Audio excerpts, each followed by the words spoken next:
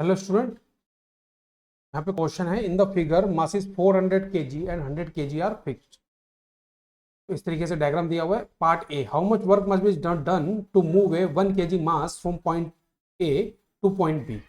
ए और बी के बीच का सेपरेशन कितना रह जाएगा? देखिए डायग्राम वही वाला जो क्वेश्चन का मैंने नीचे लिया हुआ है। और ये सेपरेशन होगा 6 मीटर का, है ना। इतना सेपरेशन रह गया। अब इन्होंने बोला है कि कितना वर्क डन होगा 1 kg मास को ए से बी पहुंचाने में। तो 1 kg मास को ए से बी मूव कराने में कितना वर्क डन लगेगा। ठीक है, तो सबसे पहली बात यह है कि जो पोटेंशियल होगी ए पे वो कितनी होगी, जो ग्रेविटेशनल पोटेंशियल ए पे होगी 400 और 100 kg के कारण, वो कितनी होने वाली है। पहले तो हम वो सॉल्व करने वाले हैं। ठीक है, यानी कि हम क्या करेंगे, ए और बी पॉइंट पे पोटेंशियल निकालेंगे। जब दोनों पॉइंट पे पोटेंशियल हम फाइंड आउट कर लेंगे उस केस में हम बहुत ईजी हो जाएगा तब सॉल्व करना। ठीक है, तो पहले तो मैं करता हूँ ए पॉइंट पे पोटेंशियल निकालता हूँ। ठीक है, ए पॉइंट पे पोटेंशियल कैसे आएगी? ए पॉइंट पे पोटेंशियल का बिल्कुल सिंपल फॉर्मूला होगा -g इंटू 400 डिवाइडेड बाय ए से इसका कितना सेपरेशन है 2 का। ठीक है, आगे एक टर्म किसकी आएगी -g into 100 divided bye g into 100 divided bye 6 + 2 that is 8। अब क्लियर है, ये आ जाएगा आपका आंसर। ठीक है, पोटेंशियल बी पे कितनी होगी? बी पे भी दोनों के कारण कितनी पोटेंशियल बन रही होगी? -g इंटू 400 डिवाइडेड बाय 8, है ना। 400 kg के सेंटर से बी का कितना सेपरेशन है 8, -g इंटू 100 के सेंटर से बी का कितना सेपरेशन है 2। बात क्लियर है। अब जो वर्क डन होगा ए से बी मूव कराने में, यानी कि ए इनिशियल पॉइंट है और बी आपका फाइनल पॉइंट है, तो ये क्या वर्क डन कितना होगा? फाइनल कन्फिग्रेशन जो होगी माइनस जो, या ये कह लीजिए कि फाइनल जो सिस्टम की टोटल पोटेंशियल एनर्जी होगी माइनस इनिशियल जो पोटेंशियल एनर्जी होगी। इसको ऐसे भी लिख सकते हैं, जिस मास को हमें मूव कराना है वो फाइनल पॉइंट है, उसकी पोटेंशियल एनर्जी, उसकी पोटेंशियल माइनस इनिशियल पॉइंट की पोटेंशियल। अब ध्यान रखना, जो इनिशियल है वो ए पॉइंट की पोटेंशियल हमने कंसिडर की है क्योंकि इनिशियल पॉइंट ए है। जो फाइनल पोटेंशियल हम लेंगे वो बी पॉइंट की पोटेंशियल लेंगे क्योंकि बी पॉइंट पे फाइनली वो मूव कर जाता है। तो आ जाएगा 1 इंटू आ जाएगा -g into 400 divided by 8 -g into 100 divided by 2। Minus initial करेंगे तो जो ऊपर की टर्म है सारी पॉजिटिव हो जाएंगी, plus g into 400/2 plus g into 100 divided by 8। ये हमारा कुछ रिलेशन आया। ठीक है, g को कॉमन लेंगे, 6.67 इंटू 10⁻11 वैल्यू होती है उसकी। क्या आ जाएगा -8 जा -50 -50 प्लस 200 प्लस 100 डिवाइडेड बाई 8। इसको जब हम प्रॉपरली कैलकुलेट करेंगे हमारा जो फाइनल आंसर आएगा, ठीक है, कैलकुलेट करने के बाद वो आएगा 7.5 इंटू 10⁻⁹ जूल। ये हमारा वर्क डन आ जाएगा। ठीक है, ये हमारा क्या आ जाएगा, वर्क डन आ जाएगा अगर हम 1 kg के पार्टिकल को ए से बी मूव कराते हैं। ये बात क्लियर है। तो ये हमने आंसर किसका निकाला है, पार्ट ए का। हम किसको सॉल्व कर रहे थे, पार्ट ए को सॉल्व कर रहे थे। अब हम बात करते हैं पार्ट बी की। ठीक है, अगर पार्ट बी की बात हम करने वाले हैं तो बी में लिखा है what is the minimum kinetic energy with which the 1 kg mass must be projected from A to reach to the right to reach the point B. ठीक है, अब हमको ना ए और बी के बीच में कोई पॉइंट लेना पड़ेगा। यहाँ पे मैं मान लेता हूँ वो पॉइंट कोई पी पॉइंट है। ठीक है, ये पॉइंट कौन सा होगा? यहाँ पे जो फील्ड बन रही होगी, यहाँ पे जो फील्ड बन रही होगी किसके किसके कारण, 4 kg के कारण और 100 kg के कारण। तो यहाँ पे फील्ड बन रही होगी, वो फील्ड क्या होगी, 0 होगी। बात क्लियर है। तो हमको क्या करना होगा, इस पॉइंट की लोकेशन निकालनी है। क्या करना है, इस पॉइंट की लोकेशन निकालनी है। क्यों निकालनी है वो यूज में आगे आपको बताऊंगा। ठीक है, पहले तो निकालते हैं। यहाँ से r हो गया और यहाँ से कितना हो जाएगा 10 - r। 100 के सेंटर से कितना हो जाएगा इसका सेपरेशन p का 10 - r। इस p की लोकेशन निकालते हैं। अब यहाँ पे हम किसका कॉन्सेप्ट लगाएंगे, फील्ड का, ग्रेविटेशनल फील्ड का। तो ग्रेविटेशनल फील्ड का फॉर्मूला क्या होता है, जी इंटू मास अपॉन जो सेपरेशन है पॉइंट का उस मास से उसका स्क्वायर, है ना। तो पी पॉइंट पे क्या है, हम मान के चल रहे हैं जो नेट फील्ड है, नेट फील्ड जो होगी यहाँ पे, नेट ग्रेविटेशनल फील्ड है वो 0 है।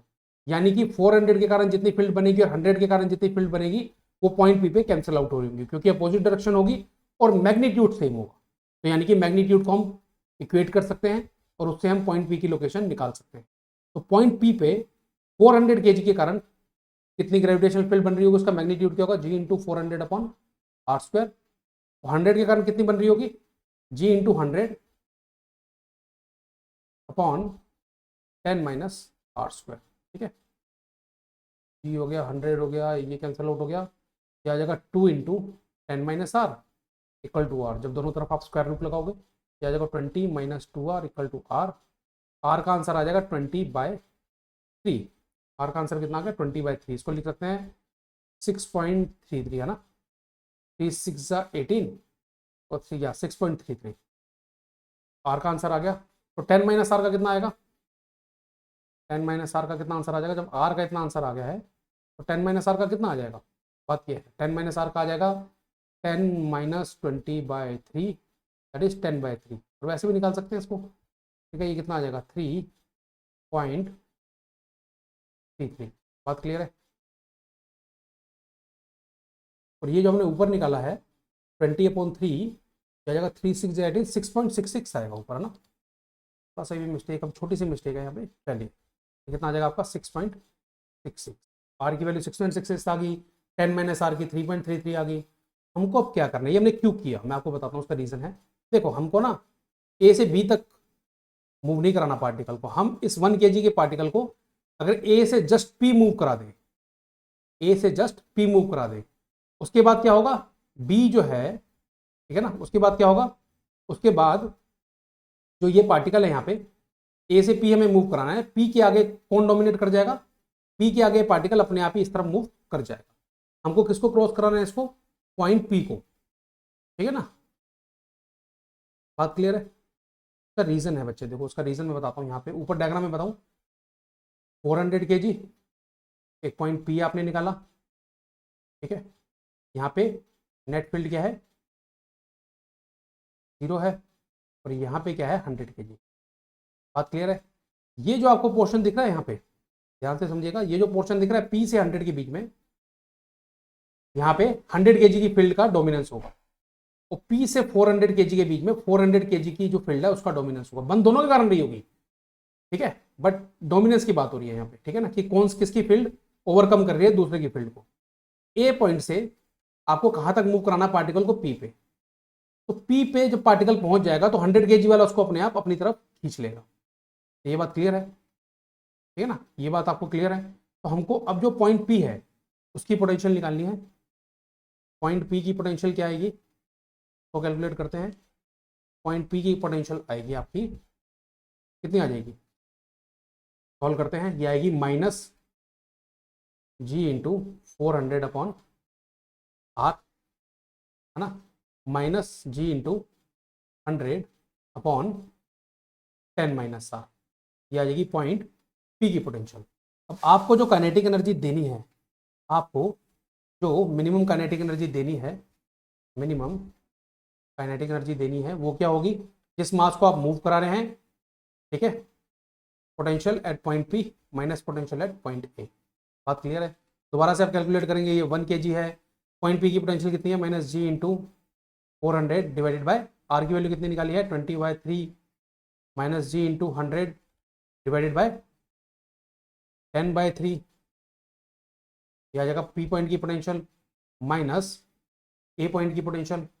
ए पॉइंट की पोटेंशियल कितनी होगी, ए पॉइंट की पोटेंशियल हम यहाँ पे निकाल के बैठे थे, ये देखो पोटेंशियल एट पॉइंट ए, ये कितनी आ जाएगी, minus G into 400 divide by 2, minus G into 400 divided by 2 minus G into 100 divided by 8, G into 100 divided by 8, ठीक है ना। ये क्या आ गई आपकी मिनिमम काइनेटिक एनर्जी की वैल्यू होगी। इसमें जी की वैल्यू पुट करोगे, आप इसको पूरा कैलकुलेट करोगे तो उसका आंसर आएगा 8.17 इंटू 10⁻⁹ जूल। ये मैं ऑलरेडी सॉल्व कर चुका हूँ, आप अपने आप इसको कैलकुलेटिव पार्ट आप कर सकते हो, है ना। तो इसका ये आंसर आएगा 8.17 इंटू 10⁻⁹ जूल। पहले पार्ट का कितना आंसर आया था, वो आया था 7.5 इंटू 10⁻⁹ जूल। तो पार्ट ए और पार्ट बी हमने कैलकुलेटिव है, इसमें कोई डाउट नहीं, कैलकुलेटिव तो है, पर उससे ज़्यादा इंपॉर्टेंट था कि कॉन्सेप्ट क्या है, ठीक है ना। उससे ज़्यादा इंपॉर्टेंट ये था कि कॉन्सेप्ट क्या है, तो आपको कॉन्सेप्ट पे फोकस करना था, कैलकुलेशन तो आप कर ही लेंगे। I hope I have answered your question. Thank you very much.